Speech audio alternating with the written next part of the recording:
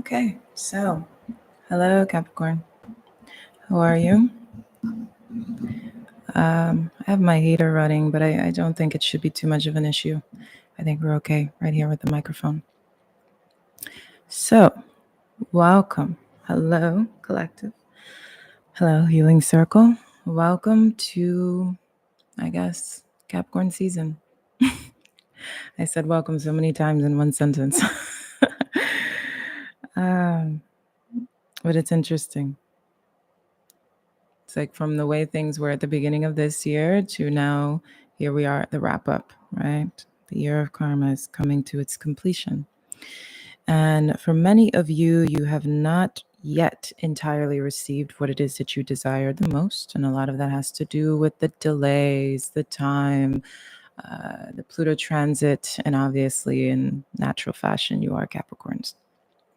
So that's some of the things that we're going to address and, I guess, speak on in comparison to, I guess, instead of just basking in Capricorn season, we are going to talk about how things are going to be centering you needing to step into a spotlight or step into a stronger position. We are going to talk about that, but I'm going to start initially with delays and kind of touching again on Pluto relief a little bit to kind of see what's going on in terms of the energy and what it is that you guys need, because that feels the most pulling at me at this time. So I will start with saying I am okay. Thank you for the prayers. I needed them.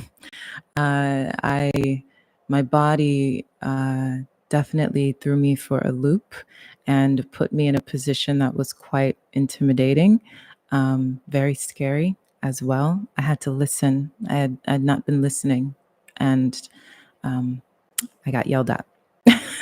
Let's just say that right in time for the Gemini full moon, which is in 6th house activation for Capricorn, by the way. So I had to go through an experience to be reborn. And I do feel reborn in so many ways. So thank you again. So let's dance into this. So let's dive into this. So when we talk about delays and what's going on with Capricorn and what you will experience during your season, during the time period of your season, you are going to experience obviously great visions tied to what it is that you want to achieve, because Capricorn season tends to, again, wake up you guys in terms of your ego. It's your solar return. Your solar plex is on fire. A lot of the kind of draggy, dreary energy that was following you during Sagittarius season has bursted through as Capricorn season comes in, and it's going to continue to burst through. You're going to start to feel very, let's say, ambitious and clear and focused on what it is that you want to achieve for yourself, which is nice. That's one of the greatest gifts of your season. But it's important to understand what it is that you've been wanting to achieve or what it is that you've been wanting to do, as long as you maybe have been wanting to do it, especially if we're looking at the Pluto transit. Some of you could just feel like you want to be released from burdens that you've been carrying, or be released from karmic cycles. Or if your eye is on a specific prize, it can feel very frustrating if you have not been able to get to that prize, and that patience. So the beautiful thing is where Sagittarius ended, it let you go in terms of feeling, wishy-washy in the mind, elusive, unambitious, lost at sea, and it let you go, and it introduced you into Capricorn season, which then gave you a pep in your step. However, that then puts you back into a space of kind of maybe self-criticism, or wanting to just get the results, like wanting to kind of get your ambitions going, wanting to kind of get in the driver's seat in that way. And that's okay. It's a natural fashion. There's always good with bad, right? Left with right.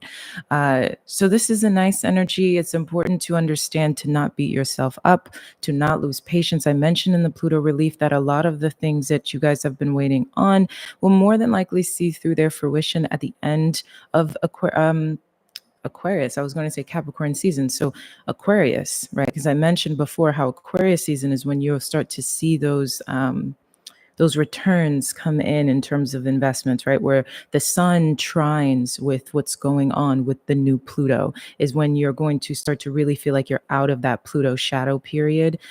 So Capricorn season is you kind of putting in the work in order to get to those end results in terms of what it is that you've been looking to achieve. For many of you, it's a personal thing, even if it's showing up on the external, it could be something, contracts that you're trying to sign, relationships that you're trying to form, something like that on the external is really just reflective of you wanting to feel complete in your transformation on the internal.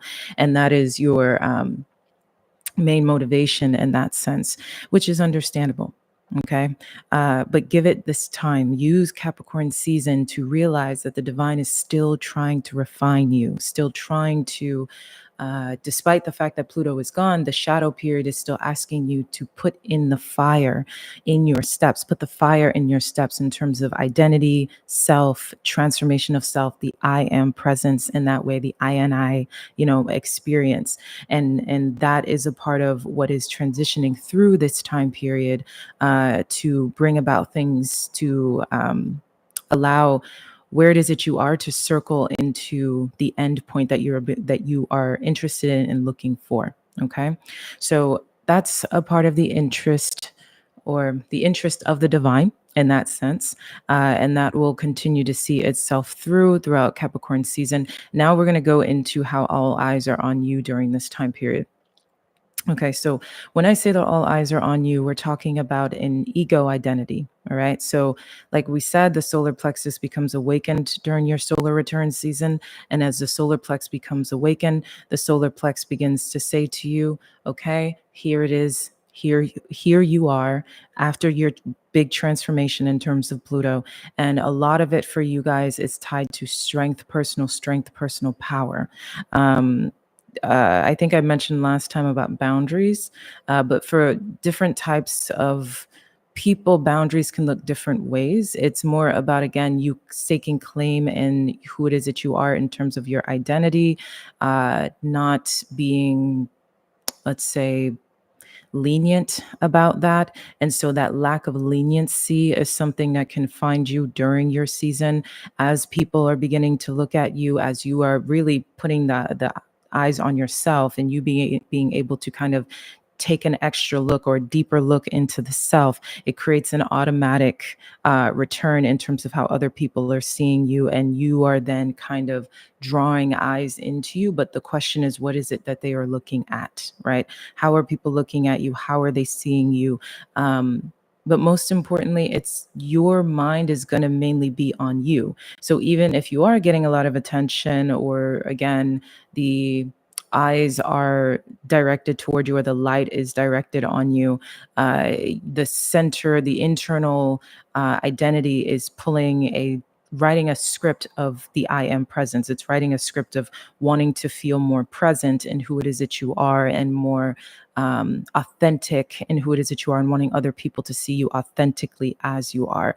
For those of you who are deeper in this spiritual path, you can find yourself going through like an ego release in that sense, wanting to break down whatever, how do you say, shells that have been stuck around you, especially if they're shells that have been given to you, cloaks that have been forced onto your skin in that way, in terms of other people's perceptions of you that are misguided, other people's viewpoints of you that are misguided, the way other people can celebrate others through the ego lens, completely misguiding, or being unaware of the reality of who the person is, just kind of wanting to release whatever baggage or weight is weighing you down in terms of the way other people take you in or take you on.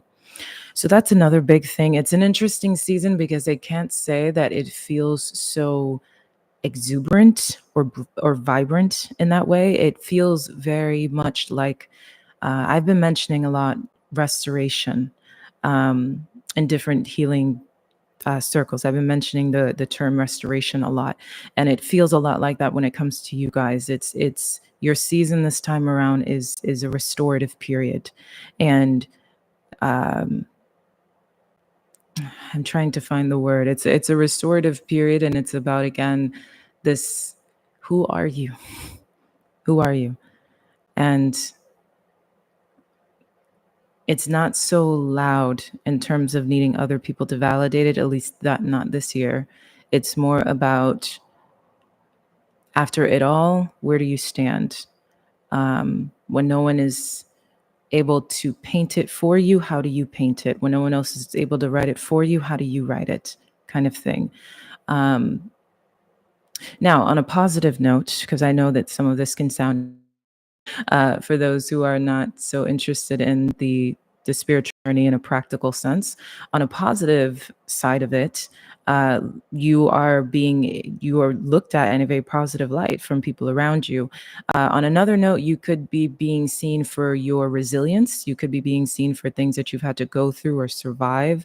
Um, there's a curiosity in the air about you. There's a kind of like a, I don't know, like something about you is people want to know, like they want to maybe see what's on your mind, see what's going on inside of you, kind of get like a feeling for you or understand you better. And this can create a beautiful experience for those of you who really want to show the world who it is that you are and kind of shine in that sense.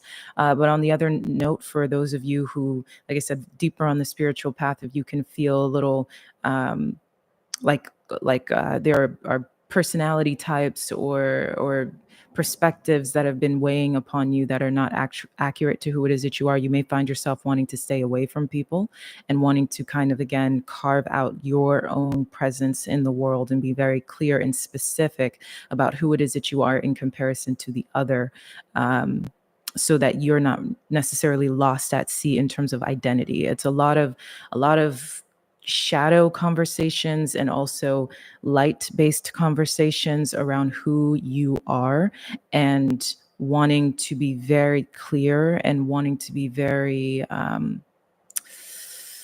decisive about what that is, how it shows up, and what it will not tolerate, and what is it that it wants to experience. Let's say that it's a very strong solar return for you in terms of your introspective ideas, um, versus people on the outside don't know why, but they feel intrigued by maybe the internal journey or the personal journey that you're going to be on. I'm trying to see what else that I mentioned for this season. Oh, yearly lessons. So a lot of it when it comes to your, uh, how do you say, your introspective journey and your introspective lessons, a lot of that is you looking at the things that have summarized themselves throughout the entire year.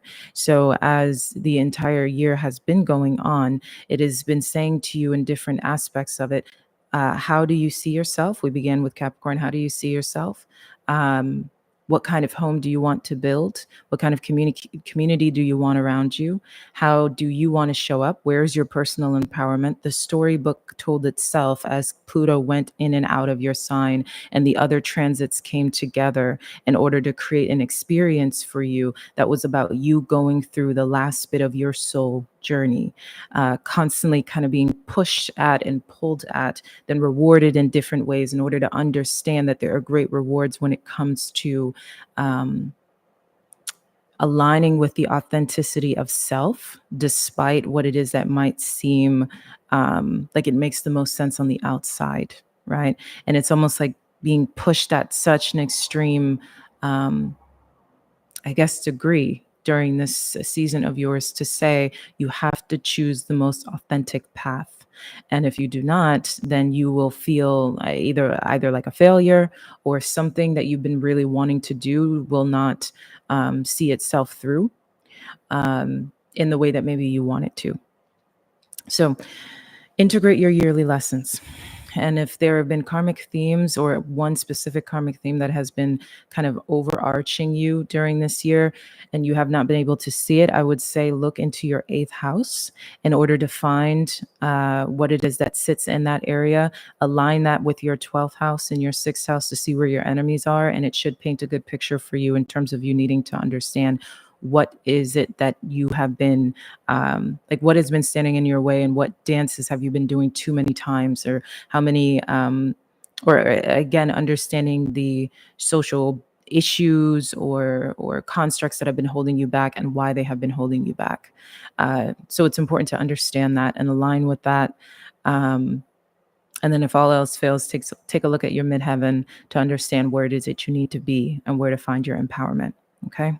If you need help with any of this, of course, you guys know to just contact me. The best thing to do would be to email me directly for a session or just book the personal reading. I think if you're not a part of my client circle, the best way to enter it is through the personal reading or a birth chart assessment. So that's what I've got for you guys. I am going to now do a private healing circle video to update some things. I will see you there. The link, if you are not a part of the healing circle, the link is in the description of this video. Otherwise than that, I hope you have a wonderful day. And yeah, ciao. I love you.